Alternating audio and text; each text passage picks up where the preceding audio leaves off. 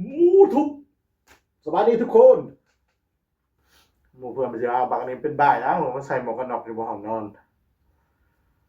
มื้อนี้สิมาว่าด้วยเรื่องคนที่ขับบิ๊กไบค์แล้วเป็นยังต้องบึ้นบึ้นบึ้นเป็นยังต้องเบิ้ลเนาะมักเบิ้ลเวลาคนขี่ตัดหน้าหรือเวลาสิขี่ฮอนแยกแยกไฟแดงหรือเวลาสิจอดสลอตบลงเกียร์หนึ่งเกียร์สองเกียร์สามเกียร์สองสินะเกียร์หนึ่งสินะเป็นยังต้องเบิ้ลขอขึ้นก่อนเด้อค่อยกับบ่สร้างสิตอบเนาะเห็นหลายคนตั้งคำถามมาว่าเฮ้ยไอ้พวกคอบิ๊กไบค์นะพวกไบเกอร์พวกขี่บิ๊กไบค์ทั้งหลายแหล่นะใส่เสียงแบบลั่นๆแล้วก็ยังต้องหมักเบิ้ลค่อยกับพูดกันตอนแรกค่อยก็ตั้งคำถามเนาะมึงเบิ้ลหาพอมึงจะเบิ้ลหาพ่อมึงเลยเดี๋ยวมันขี่การแล้วมันเบิ้ลสนานมันจะเบิ้ลหาป้อมึงเลยเนาะค่อยบทสร้างสิตอบให้บักมันตั้งคำถามเนี่ยไปซื้อบิ๊กไบค์แล้วมาขี่เองแล้วกูที่ท่าเบิ่ง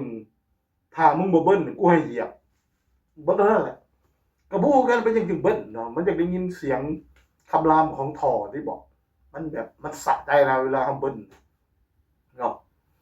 ตอนแรกคนก็รำคาญกันเนาะตอนค่อยขี่รถสแมัทเนาๆเห็นพวกขี่บิ๊กไบค์กันมันขี่กายมันมักเบิ้ลใส่หน้าแล้วบึ้มบึ้มบึ้มบึ้มบึ้มเนี่ย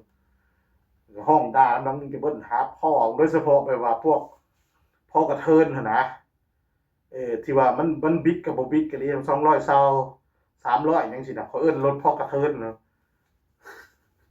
เขาห้องบิ๊กไบค์แล้วพ่อยังเสียงมันแบบ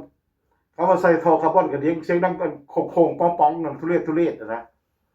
มันโมเมนต์แบบคือเสียง4 สูบเนี่ยมันนักเสียงแบบมันแบบมันออกมาจากจักรนะ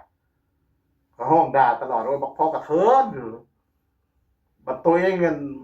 ซื้อบิ๊กไบค์มาขี่เองเนาะจังได้ฮู้เนาะว่าไปยังจังเบิ้ลเนาะมันอยากฟังเสียงคำรามของท่อของเครื่องยนต์ของ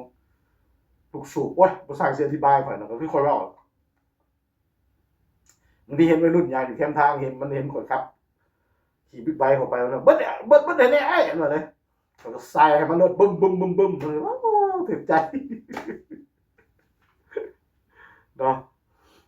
แต่ว่าคนบ่มักเขาก็ห้องด่าลำลังเนาะคือเบิ้ลหาพอว่าคำตอบก็คือข่อยเว้าแหละเฉลยก็คือไผขี่บิ๊กไบค์แล้วเป็นยังต้องเบิ้ลเนาะเบิ้ลเพื่ออะไรจะเบิ้ลทำไมเนาะก็อยากให้บักล้อบักตั้งคำถามมันลองไปขี่ซื้อบิ๊กไบค์มาขี่เองแล้วมึงจะรู้ว่ามึงต้องเบิ้ลถ้ามึงเบิ้ลให้มาเหยียบกูดิ